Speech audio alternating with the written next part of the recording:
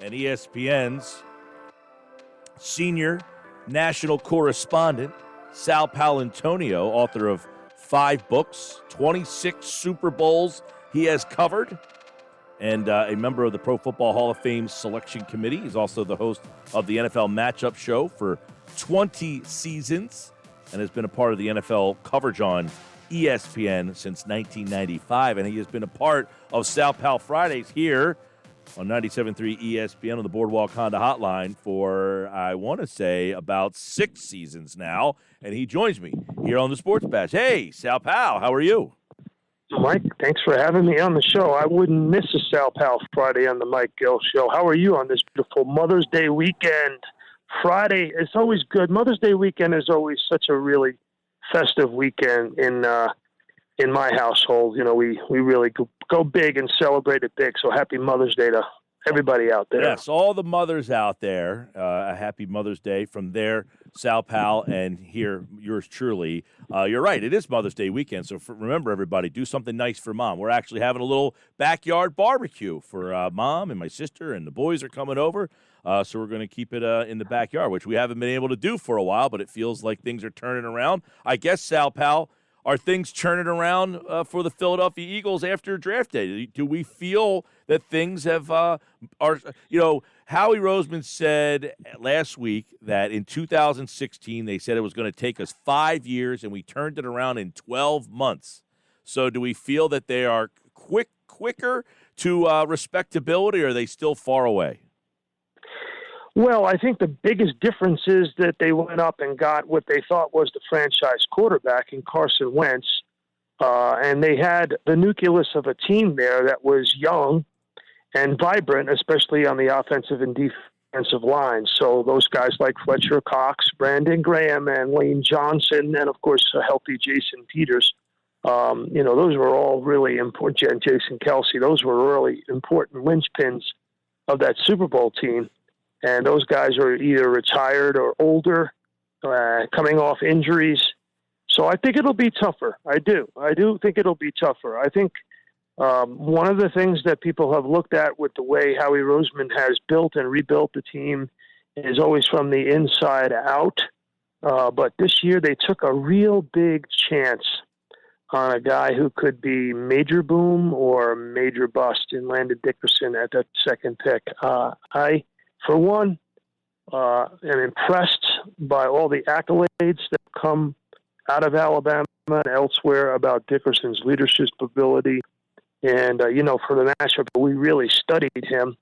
And I agree with a lot of those offensive linemen who have been on the air talking about him, that this guy, if healthy, could be a major mauler, in the Lane Johnson, Jason Peters, John Runyon kind of mold, and could be the linchpin of the team for years and years to come. But it is a major if, big if, capital I, capital F. Yeah. If he doesn't, he's got for him to stay healthy. Yeah, that I agree. He's a very interesting thing. And I was talking about before you came on, Sal, is that, Lane Johnson had the surgery. He's getting older. I mean, there's a possibility that these guys start breaking down. Brandon Brooks had his injuries. But one guy last year, Jason Kelsey, hasn't missed a game in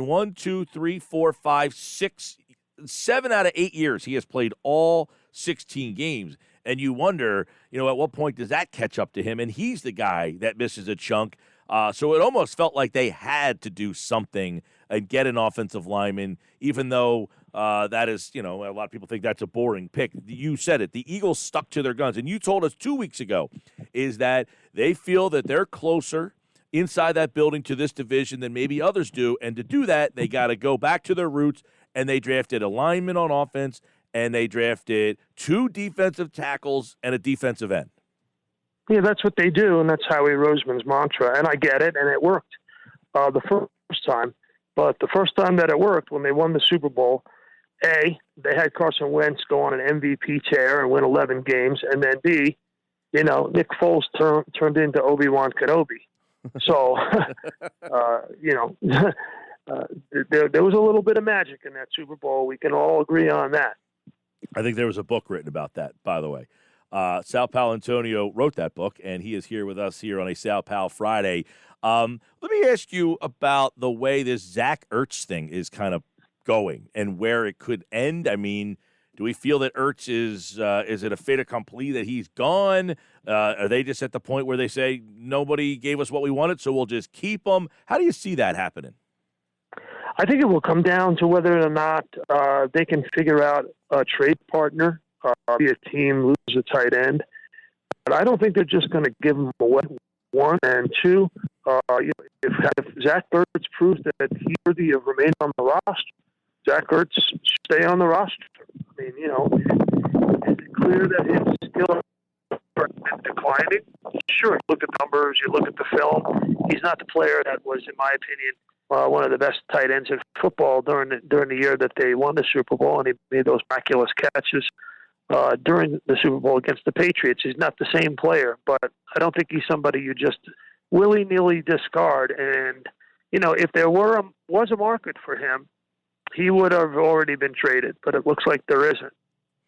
So, I think that's the least of their worries right now. I think the number one thing is can they, with a rookie head coach and a unproven quarterback, and these training regimens that are now turning into a political football between the NFLPA and the NFL over who's going to show up when, can they get on the practice field and turn this thing around? Remember, last year, Doug Peterson got COVID in the middle of the summer.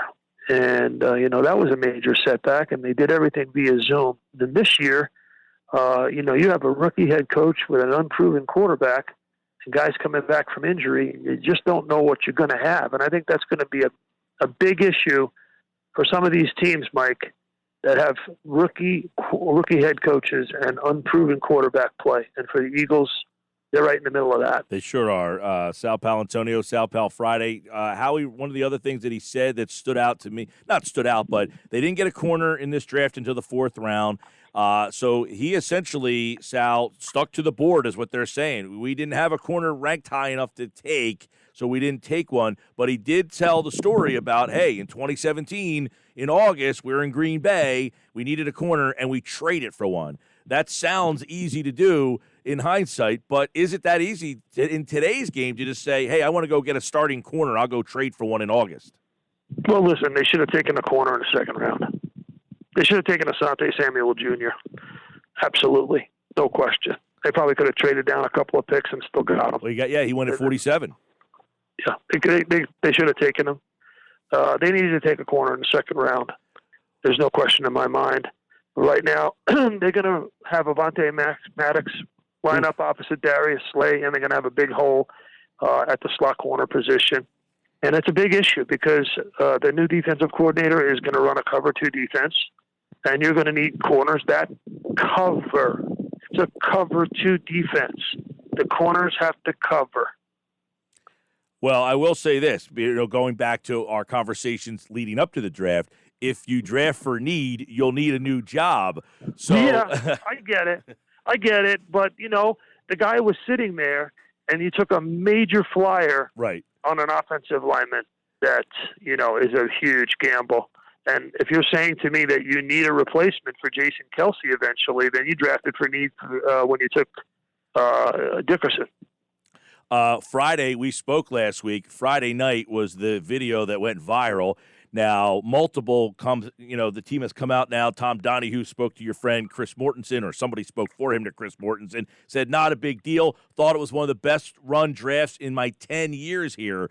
So how do you kind of, the Detroit Lions have kind of made a little comment about this. Other teams have kind of commented on this video that went out there on Friday night. Obviously, with all of the reporting about the chaos in this front office, the video is a bad look for this team. But is it as bad as it seems? Absolutely not. I don't think it's, Mike, you and I don't disagree about a lot of things, but I don't think it's that bad of a look. Listen, the camera happened to be rolling when there was a moment of disagreement / disgust. I'm sure that happens in all 32 draft rooms at one time or another, where the camera just doesn't capture it. So yeah. I don't think it's a major deal. And the bottom line is, to me, I think they missed on some players. I do. And, I said to you last Friday, I'm not a fan of giving the Cowboys a round pick. I don't care who the player is to go up and get, because you're helping out a division rival. I didn't like that first-round move. I'm going to stick to that. The Cowboys, not only your main division rival, but with Prescott coming back, the Cowboys really are in the best spot to leapfrog to the division lead in 2021 over Washington and New York, whereas the Eagles, I think, will struggle to be in that position. So I was not in favor of helping the Cowboys in round one. And two, I was not in favor of them taking an offensive lineman who you don't know when he's going to get onto the field in round two. If you're telling me this is a 2-year minimum rebuild, okay, maybe those are the right moves. But if you're telling me you need, and I've always been a big believer, and I've preached this to you a lot, I don't want draft picks. I want players. I want blue-chip players. Mm-hmm. I want blue-chip players that in round 1 and 2 compete for a starting job day one. And I don't want you helping out a division rival. Don't like it. Yeah. No, and by the way, I didn't think there was a lot of a big deal with that video either. I'm kind of on your side. That this happens a lot. This happens a lot. There's guys in there. You're going to have 10 guys in a room. There's no way all 10 of them are going to be on the same page, right? I mean, it's just impossible. Yeah, but it sounds like Donahue wanted to pick a corner when Roseman moved out. That right. Well, now Roseman explained it as they liked the kid McNeil, who was the other defensive tackle. He went the pick before, and that's why the Detroit side of things came in, because they said, we were thrilled to see them fighting about the guy that we wanted. So they're saying Donahue didn't want the corner. He wanted that defensive tackle that went the pick before. Okay. Yeah. I'll buy that explanation since everybody is on the record. But the bottom line is they didn't come out of this draft with a corner. And in my view, they can't play defense in the NFL right now unless they get themselves a corner, whether they're going to trade for one or not. That is, to me, right. The biggest head-scratching thing is, all right, now, I guess, again, unless you feel like you have some plan up your sleeve that we can make a deal, but you don't just make trades for corners in the NFL anymore where it's like, hey, you got a starting corner that you want to give us? That seems to be a pretty big risk to go into the season. What are you trading for? And what are you trading for that corner? Are you thinking about trading Zach Ertz? Well, that's a pipe dream. What you're trading is you're trading a high draft pick. So if a team is getting rid of a corner for a high draft pick, that team obviously thinks it's a pretty good deal for them. And I don't think, a quick fix for a corner with a high draft pick in the future is necessarily the way you want to go if you're trying to build over a 2 to 3 year period.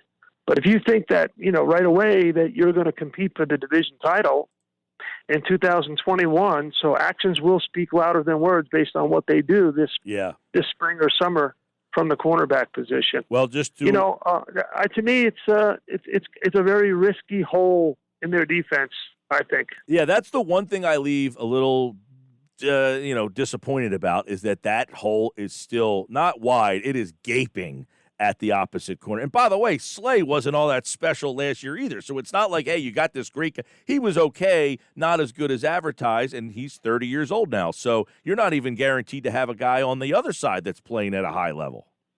Yeah, and I thought that the two easiest ways for this team to get better very quickly are, one, the quarterback doesn't turn it over at a record rate. And Carson Wentz was in many cases the 32nd ranked quarterback last year. If Jalen Hurts is the 20th or the 18th ranked quarterback and doesn't get sacked as much or get turned the ball over, the team will dramatically improve very quickly. Yeah. The second thing is, if they don't give up the big play as much as they did last year and put themselves into a hole that they can't climb out of, or forced to throw the ball more than they want to. And I think with the design, the scheme of the new defensive coordinator, the big change from Jim Schwartz is they won't take as many risks on the back end, that they will hold up, protect the house. The old Jim Johnson, break down the protection, but protect the house. That was Jim Johnson, what he preached to Dawkins and those guys for years, and it worked. That's what they have to do, is get that points allowed down to, around 22 or 23 instead of 26 or 28, and then it'll be in some ball games, many more ball games. And 3, I would add, if the offensive line stays healthy. That's another big problem they had last year. Yeah, well, don't draft a unhealthy offensive lineman, I'll tell you that. Sal Pal hey, Friday. Listen, Mike, thanks for having me on. I really appreciate it. Happy birthday to you, Mom, to everybody who's listening.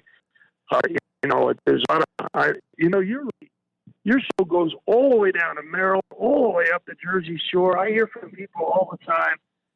My friends in Delaware, happy Mother's Day to my friends in Delaware who are listening to the show or have listened to the Mike Gill show. I know they're going to be celebrating now for the first time post-pandemic with their moms. It's really, we went through the tough part, and now everybody did the right thing so you can celebrate with Mom on Mother's Day, and that's a big deal for a lot of people. So happy Mother's Day weekend. I echo those sentiments as well. Sal, have a great weekend. And by the way, great stuff. Check out the 33rdteam.com where the Friday 5 this week was with Sal Paolantonio. They asked him 5 very nice questions, and check out his answers at the 33rdteam.com. Sal, thanks, man. Yes, sir. Thank you, Michael. All right, that is, of course, a Sal Pal Friday with ESPN senior national correspondent Sal Paolantonio here on the Boardwalk Honda Hotline.